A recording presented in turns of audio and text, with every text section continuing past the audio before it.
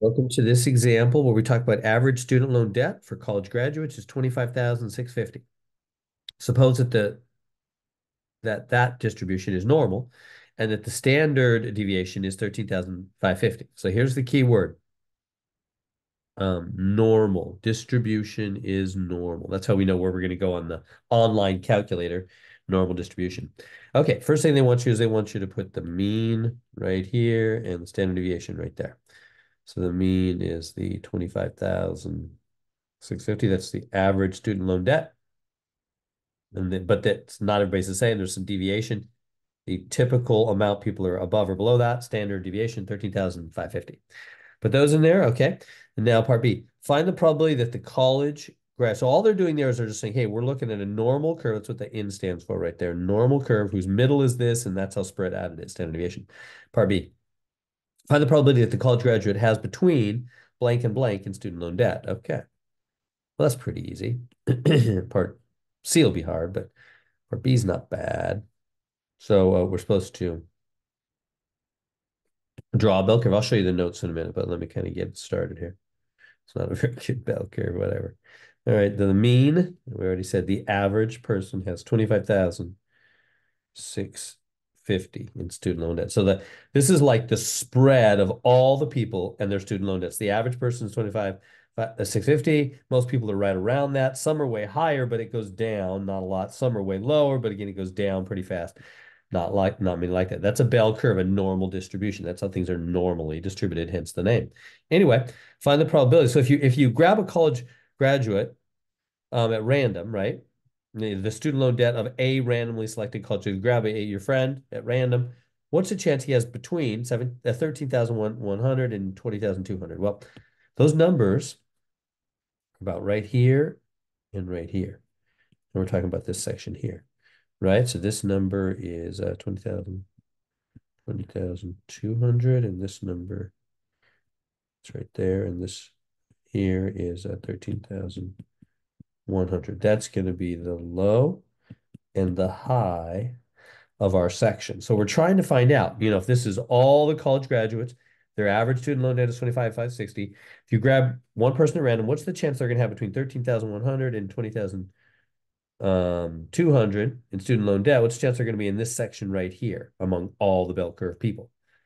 Well, we're going to go to the online calculator and put in the low and the high. Let me show you. So get this out of the way. Okay, so we go, there's the online calculator, click on that. Let me show you the notes first. So in the notes, the unit 2 notes coming on down here. Normal distribution. First, we remember we saw the word normally distributed. So we draw the bell curve, put the line in the middle with the mean. We did that. Put in the graph the numbers they mentioned. Okay. Go to the online normal probability calculator. All right. Put in the low and the high, and that's pretty much it. So go to the on normal probability. There it is, number 8 on the online calculator, number 8. The low, we already said that was the left edge of the shading, 13,100. The high, that was the right edge of the shading, 20,200. The mean, the average student loan debt, 25,650. 5,650. The standard deviation, 13,550. And we want the P. We want the percentage of the curve that's in that section. Hit calculate. There it is. So they're saying in that section between those two numbers, between the 13,000 and the 20,000 is 0.1666 of the curve. Like 16% of the curve is in that little section. So that's great.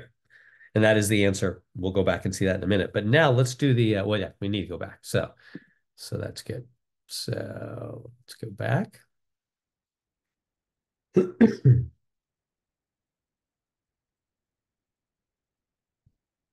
Okay, so there's our answer. As we said, that's the probability. That's the 0.1666. 16% of the people are in that region. Okay, now the second part is the hard part of this one. So let's give a big bell curve space here. See if I can do better on my bells. Okay, so there's the middle. Again, the mean, the average student loan debt, 25,650. Okay, so they're saying the middle 30% is between what two numbers? So middle 30%. Okay. So that means we're talking about like, say, from there to there. I'm just sort of guessing. That section is the middle 0.30, 30%, right? And then we want to know what is this and what is this? Between what two numbers is the middle 30%? Well, imagine that's a big taco and you take a big bite out of the middle, biting out 30% of your taco. What does that leave? So from over here, you bite out, bite out, is that a word? 30%, zero point 0.3 of your taco. Looks like a big taco or a bell curve. Maybe I'm just hungry. If you bite out 30%, that leaves what? 70%, right? One minus if you're not one minus 0.30, 0.70, that leaves 70% of the taco in two parts, doesn't it? Right? You with me? If you bite 30% out of the middle, that leaves here and here in two leftover parts. Kind of weird. You have them like in two little parts in your hand now. The rest of the taco, which is 70%. If you bit 30% out, you've left 70%. So how much is each of those? Well, you got to take point, which equals 0.70 divided by 2, which is 0.35, isn't it? So this has got to be 35% of the taco, and this has got to be 35% of the taco, right? 35 and 35 is 70, and 30 is 100% of the taco. All right, great. So now we need to find this section right here, first off, which is 0.35. This is the low value for that section, which is negative 49. So what we always do when you go left forever is negative infinity. And this is the high, which we don't know and leave blank, at least for this section. So we're going to go to the calculator, excuse me, and put that in. Let's go to the online calculator. All right, here we go. So here we are at the online calculator. So let me erase what we did last time. So now we have a low of negative 4 nines. Oh, by the way, where am I getting this from the notes? So so I'm on number 5, so number 2, when they give you a percentage, they are, right? They're giving, by giving us 30% out of the middle, that means 35% in each section, as I showed. So I'm now taking that 35% bottom section first, going to get the answers there. Then I'll do the top 35% section, get those answers. So I'm using the bottom 35% section, which means they're giving me a percentage. So what do? You put in the lows, negative 9999, leave the high blank, put in the P probability. We don't have more. This is just one person, so we don't need to worry about that. So let's come on back. So I'm going to put in the low, negative 9999. The high, I'm going to leave blank. The mean and the standard are still the same. The P, though, is I'm saying, oh, I want that bottom 35% section, right? Bottom 35% section, same mean and standard. Low there, calculate. There it is. So that means coming right up here to 20,584, which is right here. It's just written in funny notation, is the bottom 35% of the taco. So we can go, oh, okay, let's go back to our graph then.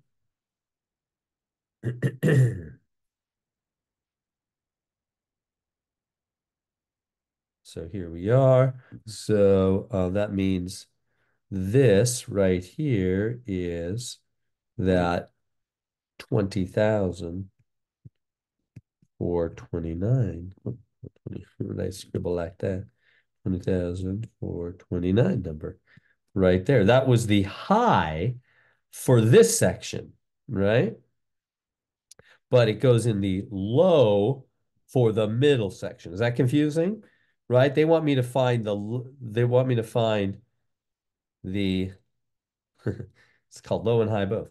They want me to find the low and the high for the middle 30% section. Well, the low of the middle 30% section is the high of the bottom 35%. So I just found the high of the bottom 35%, 20,429. And so that's why that answer is right there. Now, last part, how do I find this section up here? Well, this again is the top 35%. This is the low of that section. This is the high of that section. Whenever the graph goes right forever, that's positive infinity or positive 5 nines. The low, I don't know, leave it blank. Okay. And it's 35%. So let's go back to it. Calculator.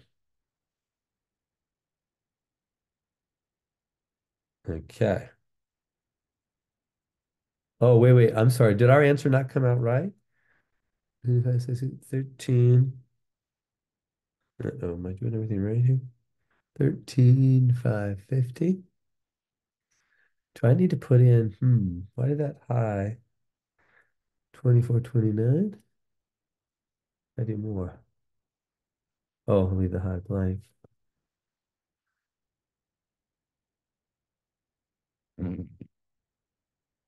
Yeah, okay. Important lesson. I didn't notice my answer was off a little bit. So looks like for negative infinity, you got to put in like 6 or 7 nines. All right. Little lesson for Mr. Heron about the calculator. So just to be sure you've really got negative or positive infinity, now we're getting the right answer. Notice 2429. Put in negative like 6 nines. Just always be safe. What do I got here? 1, 2, 3, 4, 5. Yeah, negative 6 nines. That it seems picky, but all right. Now let's do that top sections. There's the right answer for that first one. Now for this one, so the low is going to be blank.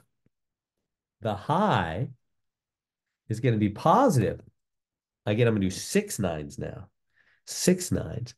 0.35, mean and standard. Calculate. It's going to fill in the low for me. 30,870. Yep, that's the right answer. There we go. So we got it. So we learned you've got to put in 6 nines, not just 4 or 5, just to be safe that you're always getting the right answer. So see, that's the top 35% section of the taco, which starts right here at a low of 30,871. So people whose student loans are 30,871 or higher are in the top 35% of student loan debt. That's what that means. There we go.